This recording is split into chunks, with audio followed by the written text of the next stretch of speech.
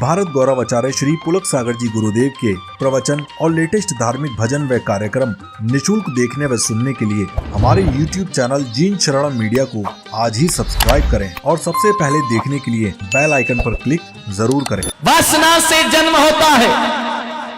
प्रगति का हर प्राणी काम से पैदा होता है। काम से पैदा होना ये प्रकृति की व्यवस्था है और इस व्यवस्था को स्वयं तीर्थंकर भी नहीं तोड़ सकते हैं। ध्यान रखिए, उनका जन्म भी ऐसा ही होता है। अवतार पुरुष का जन्म भी ऐसे ही होता है।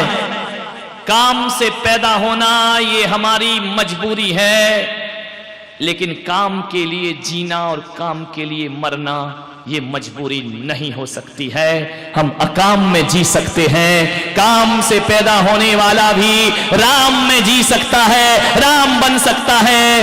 कीचड़ में पैदा होना ये कमल की मजबूरी है, ये प्रकृति की व्यवस्था है। लेकिन कीचड़ में जीना और कीचड़ में मरना ये कमल की मजबूरी नहीं। कीचड़ में भी जल के ऊपर जाकर खिलना ये कमल की साधना हुआ करती है, ये उसका अपना पुरुषार्थ हुआ करता है। क्या करना है हमें?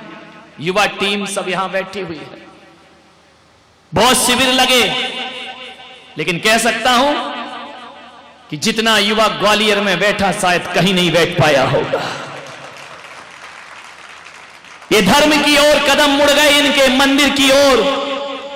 इसीलिए तो कहता हूं ग्वालियर वालों कि 12 साल तुमसे दूर रहा, लेकिन तुम मेरे बहुत पास रहे।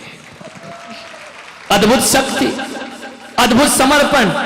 ये ग्वालियर मेरी आस्थाओं का गढ़ है।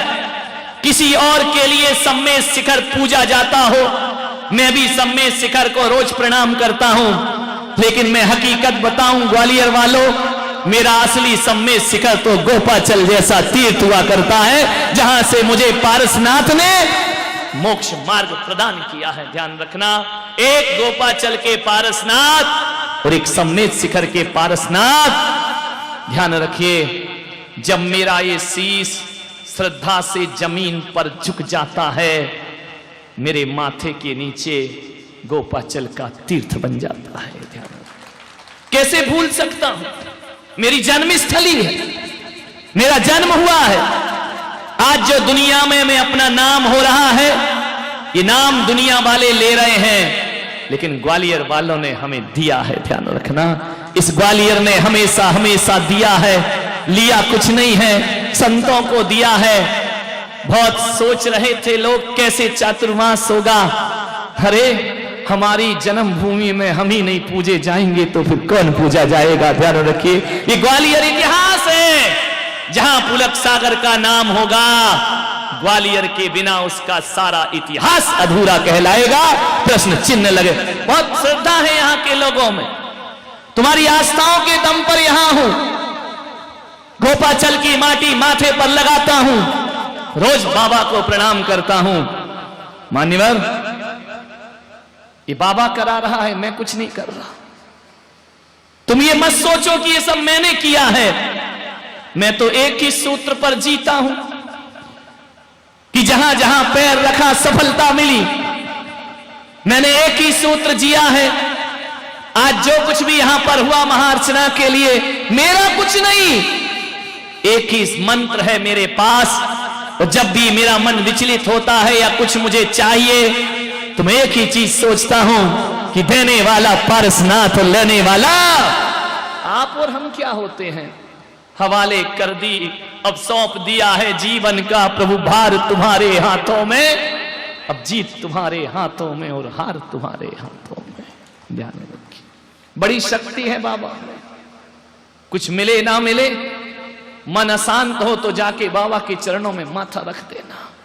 किस्मत वाले हो, तुम्हें रोज गोपाचल मिल सकते हैं। ध्यान रखिए, मानिए, ये गोपाचल जब मेरा जन्म हुआ तो जन्म दिया गोपी बाई ने, वो ग्रस्त का जन्म था। और मुनि का जन्म हुआ तो दिया गोपाचल ने। ये गोपा और गोपी का खेल मेरी किस्मत में चल रहा है। ध्यान रखिए, मान्य, विचार करना है आपको, सोचना है। ऊर्जा है शरीर में। दुरुपयोग करोगे तो वासना बनेगी, सदुपयोग करोगे तो साधना बनेगी। ऊर्जा का केंद्र नाभि है। आज ब्रह्मचर्य का दिन है। ऊर्जा का केंद्र नाभि हुआ करता है।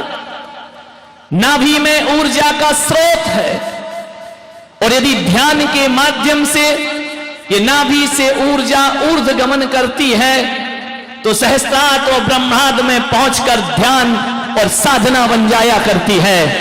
और जब यही ऊर्जा अधोगमन करती है तो वासना बन करके बह जाया करती है।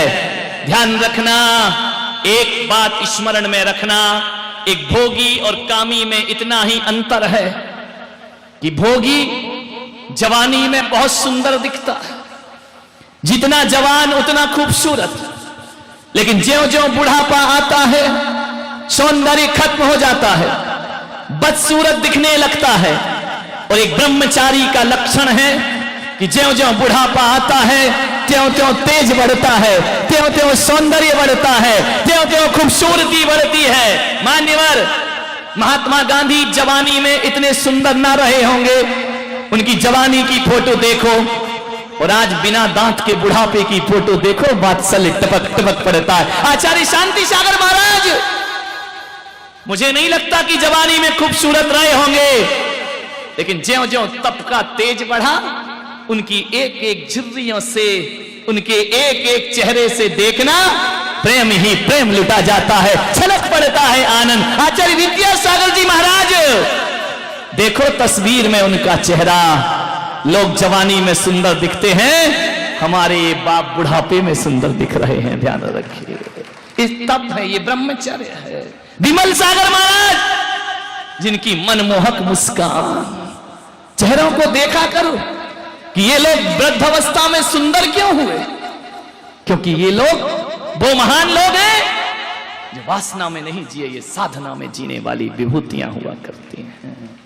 महावीर कितने खूबसूरत, तुम तो श्रृंगार करके सुंदर लगते हो, हम तो श्रृंगार छोड़ करके सुंदर लगा करते हैं। ध्यान रखिए, ना तन पे कोई लिबास, ना तन पे कोई श्रृंगार,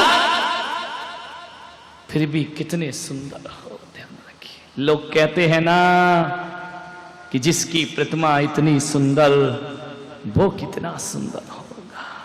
सन्यासी सुंदर ही होता है।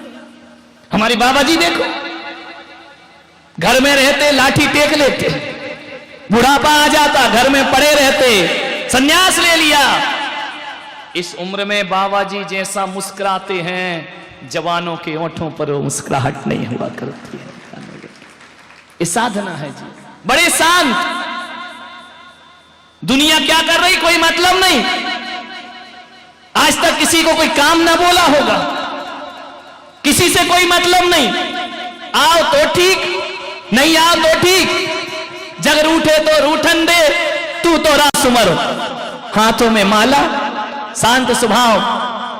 हकीकत में सारी दुनिया में बच्चे अपने माँ बाप से परेशान हैं, कहते आई एम सेपरेट सेपरेट।